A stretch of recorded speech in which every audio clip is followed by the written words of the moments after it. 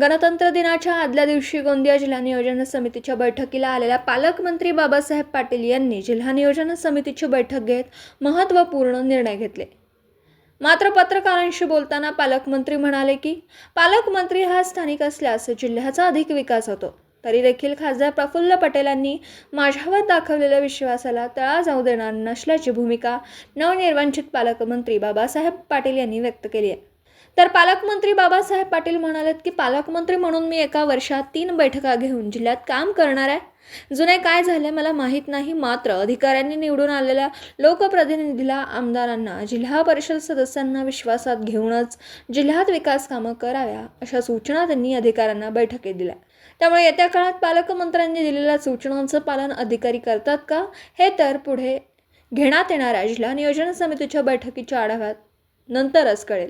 गोंदियाहून प्रतिनिधी अमरदीप बडगे। एवढ्या काही 3 बैठका घ्यायच्या, त्याने प्रत्येक बैठक घेणार, आढावा घेणार, लोकप्रतिनिधी सगळ्याचं ऐकून घेणार, जनतेला शासनापासून ज्या ज्या काही विकासासाठी गोष्टी करायच्या आहेत त्या आम्ही करण्यासाठी प्रयत्न करणार। दुसरा विषय, जिल्हा गोंदियाच्या संदर्भात काही 2-3 प्रश्न माझ्याशी विचारले। आता मला तुम्ही सांगितल्यामुळे कळले, माझे आमच्या शासनाने त्या पालकमंत्री म्हणून माझी नियुक्ती केली।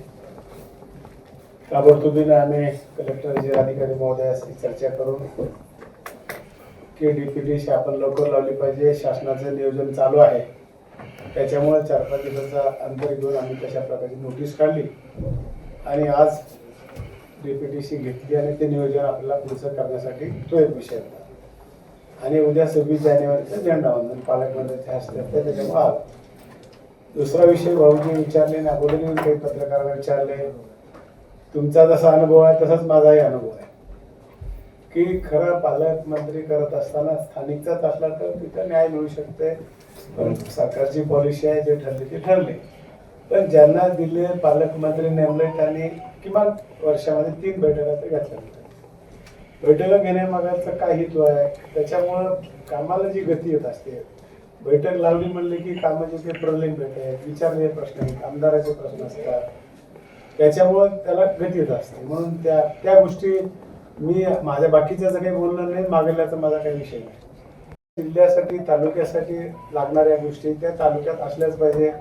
आपल्याकडे बरेचसे अधिकारी नाहीत, आता एबीसीबीचे बघितलंय ते अधिकारी नाहीत, तर त्यांनाही आता जिल्हाधिकाऱ्यांनी सांगितले की 2 दिवस इकडे 2 दिवस तिकडे। जे जे काही आपल्या विकासासाठी आवश्यक ऑफिसेस वाटतील त्याच्यासाठी तुमच्या सगळ्यांच्या सहकार्य आपण प्रयत्न करू, लवकरात लवकर जे कसे येतील त्याचा आपण प्रयत्न करू, तेवढा मी तुम्हाला शब्द देतो। दिवसभरातील घडामोडींचा आढावा घेण्यासाठी पाहत रहा N24 मराठी न्यूज चॅनल।